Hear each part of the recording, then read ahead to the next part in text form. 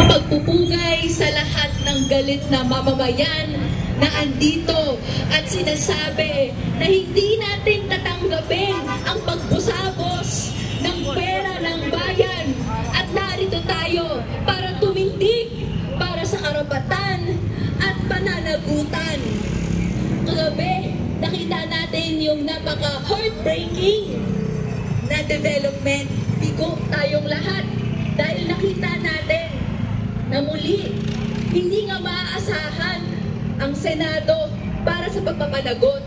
Grabe, the bar is already on the floor when it comes to Senate and their relationship with accountability. Kasi ano ba ang ginawa ng Senado? Kung aalalahanin natin, higit 6 na buwan ang hinintay. Nakatenga lang ang impeachment complaint sa kanila. At ngayon naman, atat sila na ito ay i-archive. Gusto nilang makalimutan natin ang 612.5 million pesos in confidential funds. Ito ay kinukurakot habang sadlak sa krisis ang kabataang Pilipino. Rinig natin left and right yung baba ng kalidad ng edukasyon, yung kawalan ng access, yung mataas na dropout rate. Pero kaysa sagutin kung nasaan yung pera nito na sana napunta sa pagpapaaral ng kabataan. O kaya naman sa ibang ahensya, what if nasa ospital to napunta? What if sa pangkalusugan? Pero instead napunta sa bulsa ni Mary Grace Piatos Puno, na nakita natin na mga pronta lang naman para sa mga politiko. Ito yung gusto nating mahanap na sagot. Pero anong ginagawa ng mga institusyon natin? Pawang pinoprotektahan yung karapatan at yung kalayaan nila na mangurakot ng pera ng bayan. Tama ba yun?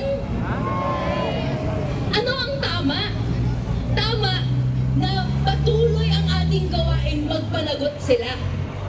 Pero ang nangyayari, tuloy-tuloy ang Senado sa pagbabasura ng impeachment complaint at sa Korte Suprema naman, nung kamakailan ay sinabi null and void na ang naging mga proceedings for impeachment.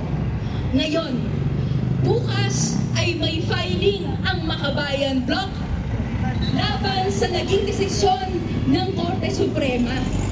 At para tuloy-tuloy ang ating mga gawain, para i-ensure na ang nagsimulan na natin nung mga ilang taon na ay hindi ibaon sa limot. At tuloy-tuloy din tayo dahil sa Agosto 12 ay magko-convene ang Supreme Court and Bank kung saan dedesisyonan nila ang mga motions for reconsideration na final sa Korte Suprema. Ang tanong dito sa mga naririto, sa lahat ng mga nakakarinig ng boses natin, tayo ba ay mas magpapadami sa Agosto 12? Ito ay dahil kailangan nating isiwalat ang katotohanan na ang Senado, sila ay nagduduwag-duwagan sa hit and run na ginawa nila sa impeachment complaint.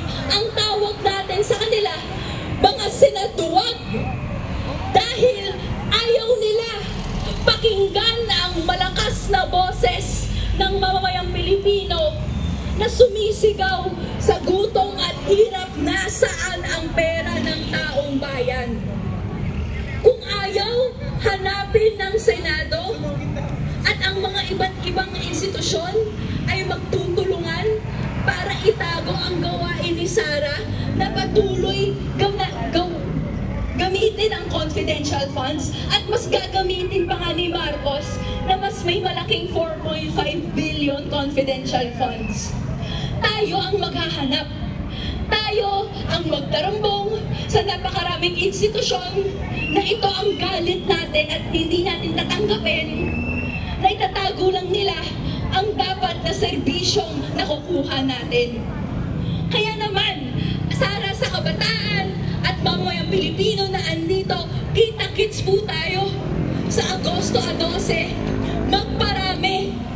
Dalhin natin ang ating mga kaibigan, mga kapamilya, na lahat ay dapat nagkakaisa, na hindi natatanggapin yung pagtatago at pagtatago sa pananagutan na dapat nakakamit natin.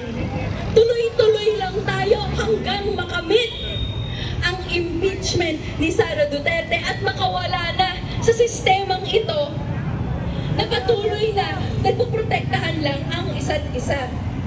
So kaya, isigaw natin ang ating